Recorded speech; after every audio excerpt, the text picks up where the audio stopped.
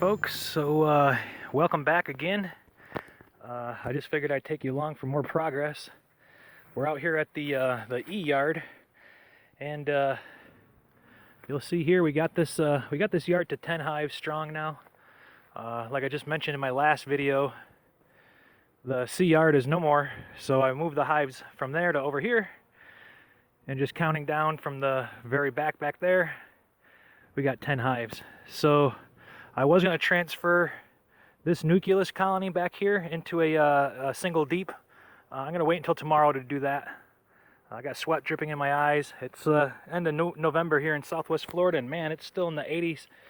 So you throw on a ventilated jacket, and you start moving boxes and lifting heavy supers, and you know, you get a sweat going. So that's the colony that you saw in my last video. I opened up the little screened entrance. This is really handy. I think I mentioned that in my earlier videos. Make an entrance reducer out of screening.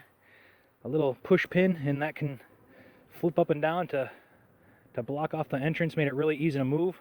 What I did is I took all the frames out of this top box. They were pretty much all honey. There were 4 frames that still had open cells around the edges and maybe open cells on one side. I left those 4 frames for the bees, and I only took 4 frames that were fully capped on both sides.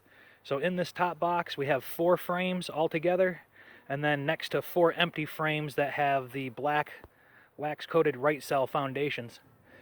And then again, we'll keep up on these every now and then. My next plan here that I want to do, once I get my Amazon shipment, is I'm going to mark my queens.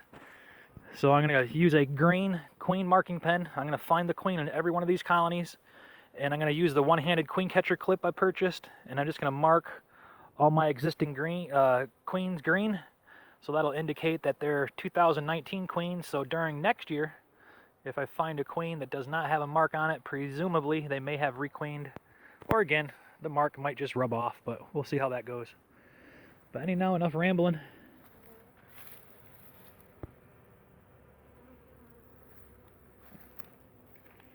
All these colonies are not that active right now. Again, the sun is going down. I'm sure they did get a lot of activity here today. I'm going to do what's called equalizing colonies.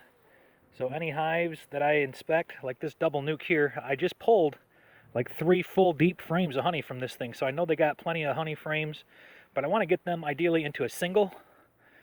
But as I inspect these colonies, if I notice that some of them are light in weight, I'll add honey frames, or vice versa. If they have too many honey frames and not enough room, I'll pull frames out, either extract them or give them away. It's called equalizing is the terminology. I like to refer to it as the Robin Hood method.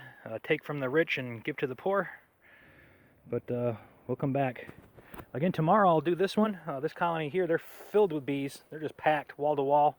I'm not going to put them in 2 deeps. I have 1 deep on the bottom. I have empty frames here on the top. Also, you guys may have seen advertisements for the Hive Butler, but they're really expensive. Hive Butler just basically lets you tote your frames around.